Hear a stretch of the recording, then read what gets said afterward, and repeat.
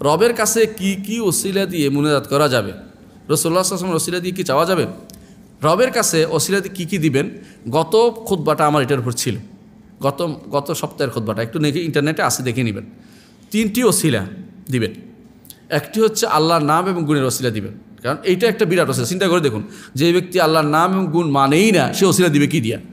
সে তো মানেই না। আল্লাহর নাম এবং গুণের ওসিলা দিবেন, বুঝছেন? আল্লাহ আপনি রহমান, আমাকে রহমত করুন। আপনি গফুর, ক্ষমাশীল, আমাকে ক্ষমা করুন। এইভাবে বলবেন, মানে নাম এবং গুণের ওসিলা দিবেন। দ্বিতীয়ত যেটা করবেন, আপনার ন্যাক আমল, আপনার নিজের ন্যাক আমল। ধরেন আপনি জুমা পড়েছেন, আল্লাহ আমি 2টা সালাত আদায় করেছি, আপনার এইটার ওসিলা আপনি আমাকে দেন, কোনো সমস্যা নেই।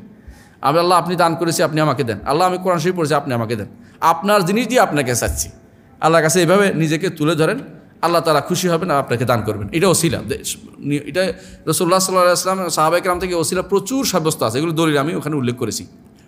3 নম্বর, আপনি এই যে মজলিসে হাজির হয়েছেন, হাজির হয়ে আপনি একজনের কাছে দোয়া চেয়েছেন, তিনি এবং আপনি নিজের দোয়া করেছেন, এইটার ওসিলা দিতে পারবেন। অনুপস্থিত, দোয়া করে নাই এমন কারোর ওসিলা দিতে পারবে না। ব্যক্তি সত্তার ওসিলা চলবে না, উপস্থিত হোক অনুপস্থিত হোক, উপস্থিত হোক আর অনুপস্থিত ব্যক্তি সত্তার ওসিলা চলবে না। ধরেন আমি বললাম যে আল্লাহ এই মজলিসে যত ছোটো বাচ্চা আছে এদের ওসিলা দিয়ে সালাম, এটাও যায় যাবে না, এটা কী জন্য ব্যক্তি সত্তা হয়ে গেল। অথবা আপনি বললেন যে আল্লাহ এই মজলিসে এতগুলি মানুষের মধ্যে যারে আপনি পছন্দ করেন তারে ওসিলা দিয়ে দিলাম, এই সমস্ত যায় সালাকি চলবে না। বলবেন যে হুজুর আপনি ভালো, আপনি দোয়া করেন, তিনিও দোয়া করলেন, আপনিও দোয়া করলেন, ঠিক আছে, এইটা ঠিক আছে, এইটা চলে। রাসূলুল্লাহ সাল্লাল্লাহু আলাইহি ওয়াসাল্লামের কাছে এসে ওসমান ইবনে হানিফ বললেন যে রাদিয়াল্লাহু আনহু, তিনি বললেন যে আমি চোখে দেখি না, আপনি তো আল্লাহর কাছে দোয়া করেন, আমার চোখ যেন আল্লাহ ফেরত দেয়। রাসূল বললেন যে তুমি ধৈর্য ধারণ করো না দোয়া করবো, একটা করো, ধৈর্য ধারণ করাটা ভালো। বলে না আমি দোয়া চাই। তিনি দোয়া করলে আল্লাহ তার চোখ ফেরত দিল। চিন্তা করে দেখেন, দোয়াতে শরীক, এই যে দোয়াটা করা, এইটা হচ্ছে এটা ওসিলা, উত্তম ওসিলা।